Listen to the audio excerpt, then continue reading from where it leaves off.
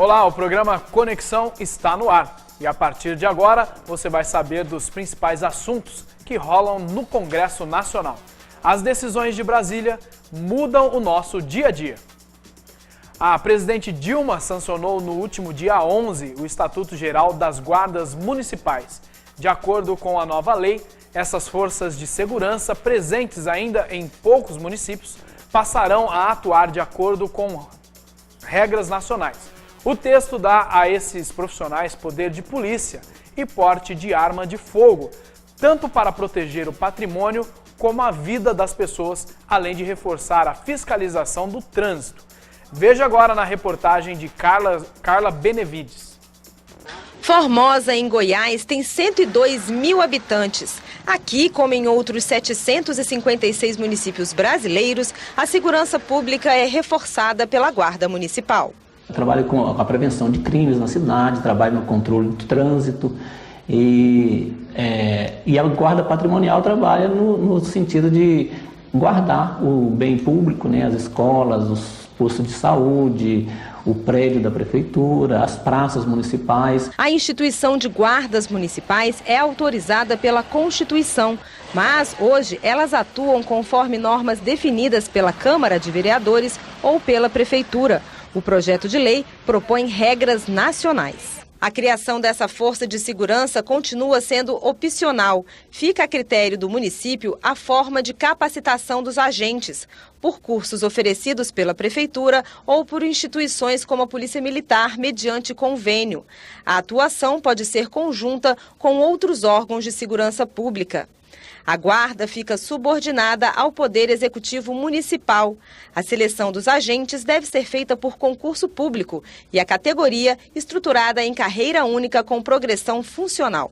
Além de regulamentar a atuação das guardas municipais, a proposta dá a esses agentes o poder de polícia. Eles passarão a andar armados e poderão atuar na proteção de autoridades e na segurança de grandes eventos. Uma vez o guarda estando nas ruas armados, em qualquer ocorrência que ele tiver e que for necessário usar, ele estando bem treinado, ele vai saber usar e vai dar a proteção às pessoas que precisa, que é o cidadão de bem. Haverá necessidade de você treinar essas pessoas que farão parte da Guarda Municipal, definir regras muito específicas de funcionamento, de avaliação. O secretário-geral da PM do Distrito Federal alerta que a atuação das polícias militar e civil também precisa ser regulamentada.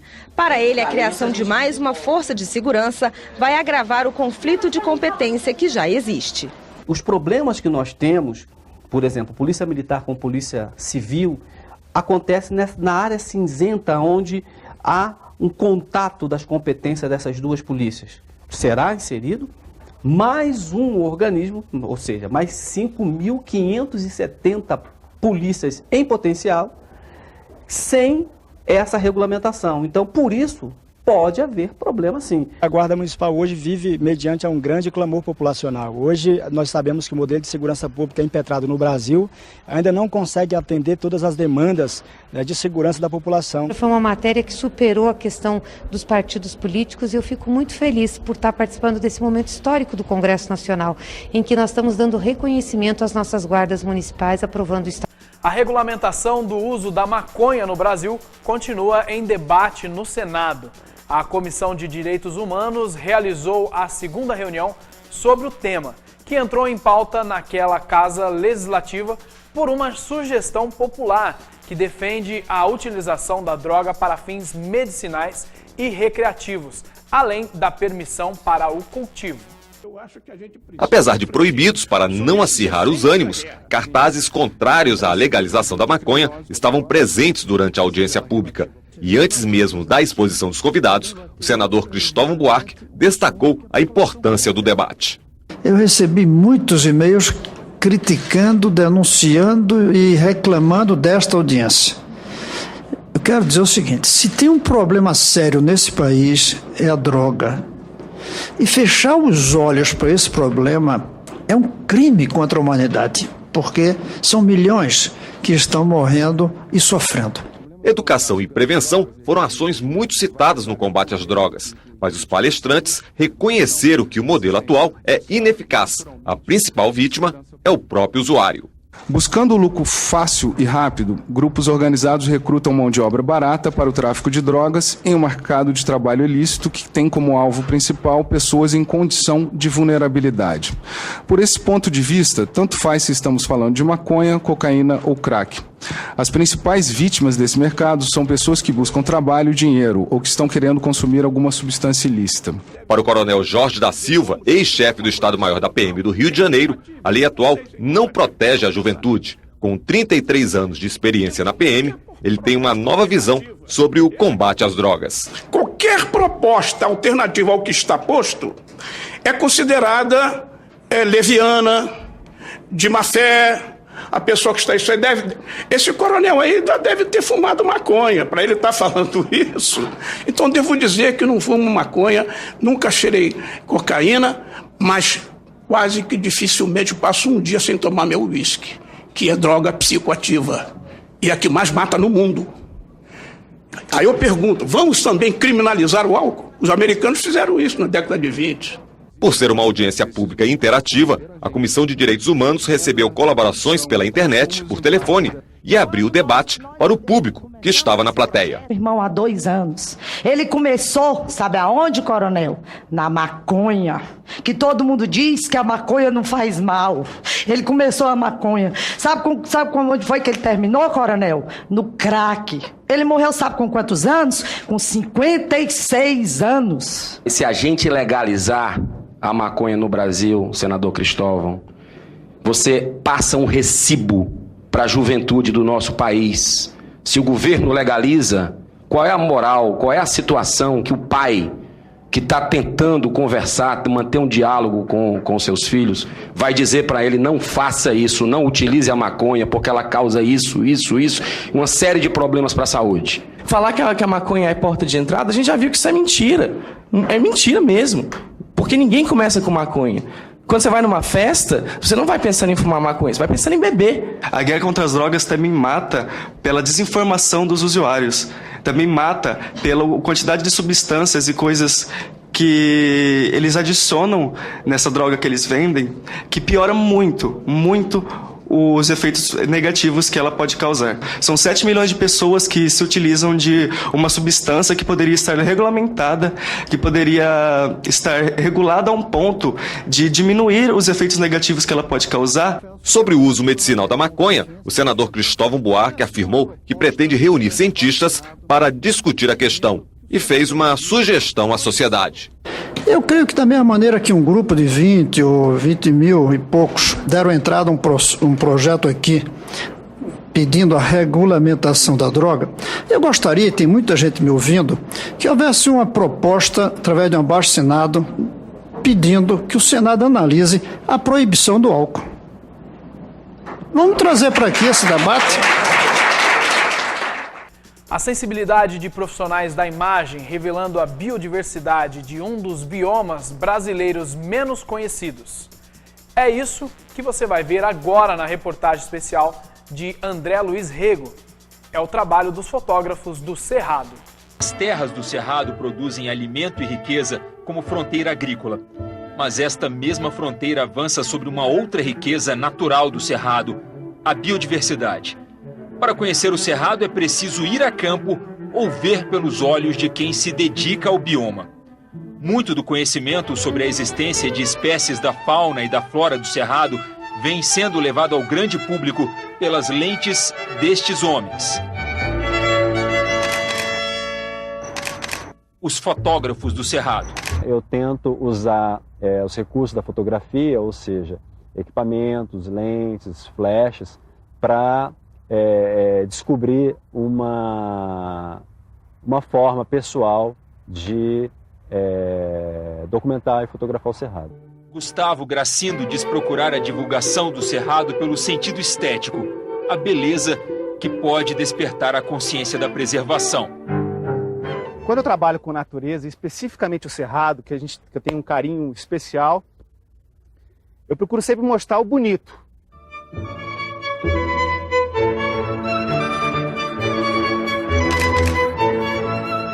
Tancredo é arquiteto por formação, mas um amante da fotografia desde criança. A predileção por pássaros nasceu da observação de um ninho dentro de um parque urbano de Brasília.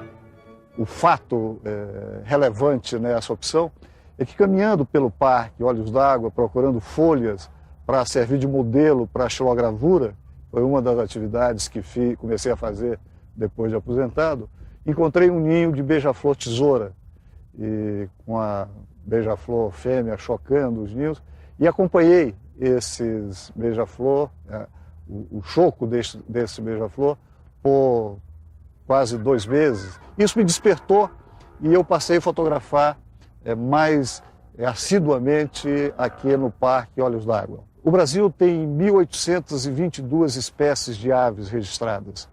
Desse total do Brasil, no Distrito Federal, no Cerrado do Distrito Federal, nós temos 430, na ordem de 430 espécies.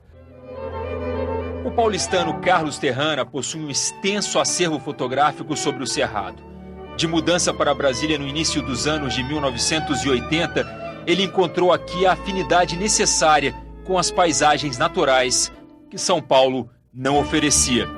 Quando me propus a fotografar a fauna, eu queria fazer como se fossem retratos, verdadeiros retratos desses animais em ambientes livres, né? Os animais silvestres soltos na natureza. Então quando eu descobri isso, falei, bom, vai ser o meu desafio durante alguns anos. Não ir procurar os animais em locais fechados, mas em locais abertos e começar a fotografar esses animais. Aqui é a cabeceira dos grandes rios, das grandes bacias. Cabeceira da Bacia Amazônica, cabeceira da Bacia Platina, cabeceira do São Francisco. Então, nesse ritmo de devastação, a gente só teria cerrado por mais, no máximo, né, 20 anos, se continuar nesse ritmo.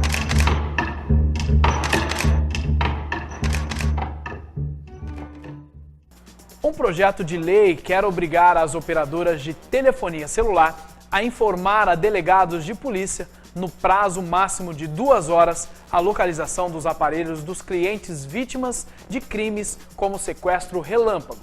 O projeto já foi aprovado nas comissões de Segurança Pública e de Ciência e Tecnologia. Dê só uma olhada. A história é dramática e quem nos conta é a deputada Margarida Salomão, de Minas Gerais. Nós ouvimos com espanto a história de uma jovem que conseguiu ligar para o seu namorado.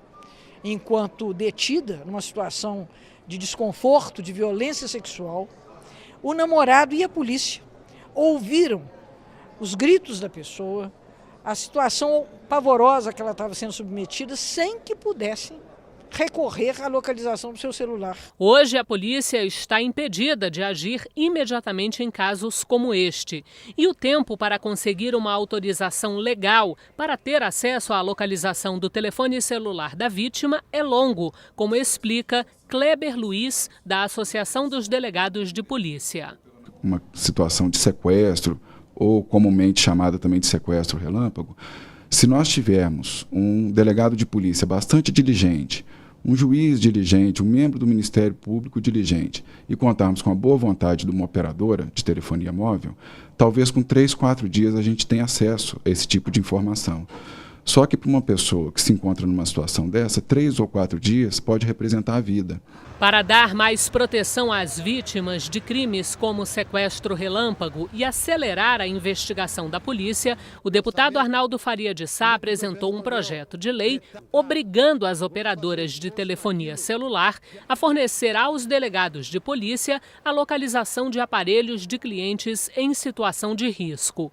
Originalmente, o projeto estabelecia um prazo máximo de 6 horas para que a operadora fornecesse a informação.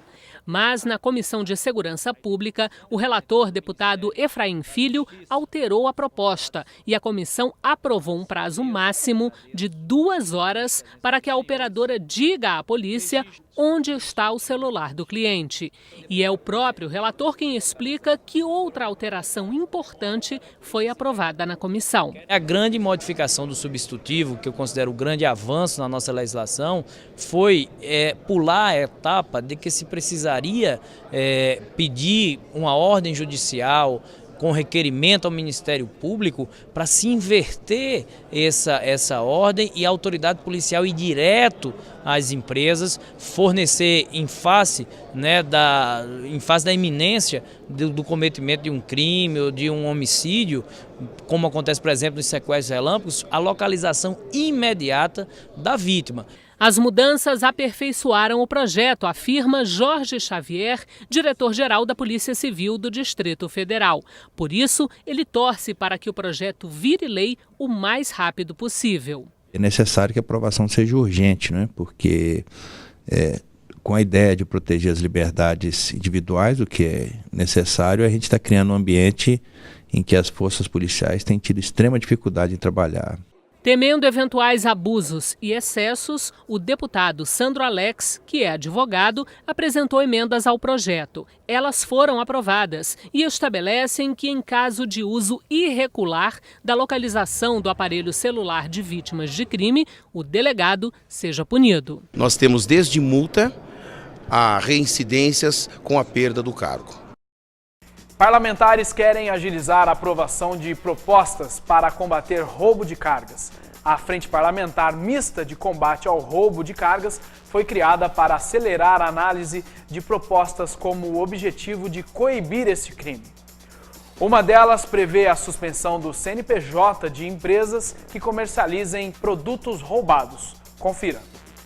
Dados da Associação Nacional do Transporte de Carga e Logística mostram que só no ano passado foram registrados mais de 15 mil roubos de cargas no Brasil. Em média, mais de 3 mil caminhões não são recuperados e vão para desmanche. Crimes que provocam ao setor um prejuízo de 2 bilhões de reais por ano. Por isso, a Frente Parlamentar Mista de Combate ao Roubo de Cargas, formada por deputados e senadores, quer agilizar a análise de propostas para tornar as penas mais duras para esse tipo de crime. O coronel Paulo Souza, representante da Associação Nacional do Transporte de Carga, defende uma legislação mais rigorosa. O mau comerciante hoje interfere no mercado, né? E atrasa até o seu mercado legal. O comerciante legal é prejudicado pela ação do comerciante legal. Agora, se a pena não for uma pena realmente impactante, você não consegue nada. Um dos projetos prevê a suspensão por 180 dias do CNPJ de empresas que comercializem produtos roubados ou contrabandeados. Em caso de reincidência, o CNPJ será cassado e a empresa ficará impedida de voltar ao mercado. A proposta é do deputado Guilherme Campos, do PSD de São Paulo. Para ele, a medida também vai dar mais segurança aos caminhoneiros. O caminhoneiro vai ficar mais protegido, porque hoje ele é a peça mais frágil desse processo. É quem mais sofre num caso de roubo. Ele é sequestrado junto com o seu veículo, é sequestrado junto com a carga, muitas vezes é assassinado e torna a sua atividade extremamente perigosa. Nós não podemos concordar que isso continue. O deputado Jorge Hilton, do PRB de Minas Gerais, é o coordenador da frente. Ele destacou a importância de mudar a legislação atual. Não pode existir crime se não houver o receptador. Então, estabelecimento que se colocar para vender e comercializar produto de furto, produto roubado, tem que ser impedido de comercializar. Isso tem acontecido já em alguns estados e eu acredito que se houver uma ação nacional, a gente reduz esses números. Os meses em que pescadores ficam proibidos de trabalhar vão contar para a aposentadoria e o tempo de contribuição à Previdência vai diminuir. É o que o Senado aprovou no final da semana passada. Veja só. A matéria prevê aposentadoria especial a pescadores a partir dos 25 anos de contribuição previdenciária. Pelo texto, também fica garantido o salário defeso durante o período em que a pesca fica suspensa para a reprodução das espécies. No Ceará, dá um exemplo, o pescador de lagosta para 6 meses. Ora, de cada 15 anos trabalhado, conta 7,5, de 30 conta 15. São 1 milhão de pescadores, homens e mulheres, espalhados na vastidão do nosso território, nos rios, nas represas, nos açudes, no mar. E vai resolver a questão dos pescadores quanto ao direito à sua aposentadoria e o tempo, inclusive, do defeso contar para efeito do cálculo final. A proposta ainda será analisada pela Câmara dos Deputados. Bullying. A expressão se tornou referência para identificar um tipo de comportamento comum no ambiente escolar. É a opressão continuada de uma pessoa sobre a outra. A Câmara Federal discute transformar em crime esse tipo de comportamento. Intimidação vexatória é o termo usado pela Câmara para dar forma ao que muita gente vive na pele. Uma pesquisa da Universidade Federal de São Paulo indicou que as meninas são as maiores vítimas de bullying. Quase 14% delas já passaram por isso. O caso mais comum é de agressão verbal. Mais de 12% das meninas relatam casos. Entre os meninos, o número é um pouco menor. Esse quadro muda quando o bullying avança para agressão física. Entre eles, 3,8% dizem ter passado por isso. Entre as meninas, menos de 3%. Por trás da estatística, histórias e gente de verdade. Georgiana Mazão, psicóloga, se preocupa com as consequências dessa violência no futuro dessas pessoas. Sintomas de depressão que aparecem, fobias sociais, comportamentos obsessivos. Quando é causado nas crianças e nos adolescentes, eles rejeitam a ir à escola, se isolam, comportamentos de ansiedade. Ou seja, você gera na criança ou no adolescente patologias sociais. A discussão na Câmara começa com a definição do que é bullying. E a lista é longa. Intimidar, constranger, ofender, castigar, submeter, ridicularizar de forma reiterada. O projeto trata as diferentes ações de uma mesma forma, como um crime. E para isso, os deputados também sugerem penas. Inicialmente, de 1 a 3 anos de detenção, mais multa, o que aumenta em 50% se o crime tiver sido cometido em ambiente escolar. E em 2/3 se for utilizado um meio de comunicação ou redes sociais, o chamado cyberbullying. A punição pode variar também de acordo com o resultado da violência.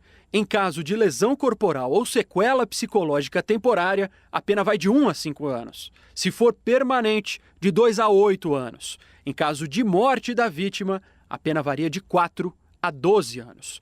Essa é a proposta aprovada pela Comissão de Segurança Pública e Combate ao Crime Organizado. Mas o debate ainda não acabou. A deputada Lilian Sá, do PROS do Rio de Janeiro, é coordenadora da Frente Parlamentar em Defesa da Criança e do Adolescente. Ela discorda das penas previstas. Para combater o bullying, de políticas públicas, atendimento psicológico nas escolas, que os pais tenham a conscientização de fazer com que os seus filhos não pratiquem o bullying, nem praticar o bullying com os seus filhos, porque o primeiro bullying que acontece é dentro de casa, no ambiente familiar. A lei que amplia o Simples Nacional foi sancionada no último dia 7 pela presidente Dilma. Agora, os profissionais liberais como advogados, médicos, arquitetos e outros vão poder aderir ao regime tributário simplificado. Acompanhe. A cerimônia foi no Palácio do Planalto. Contou com a presença dos presidentes do Senado, Renan Calheiros, e da Câmara, Henrique Eduardo Alves. Com a sanção da presidente Dilma Rousseff, passam a valer as alterações na Lei das Micro e Pequenas Empresas, aprovadas pelo Congresso no mês passado. A nova lei amplia as categorias que podem aderir ao Simples Nacional. No Senado, o líder do governo no Congresso ressaltou a abrangência da nova lei.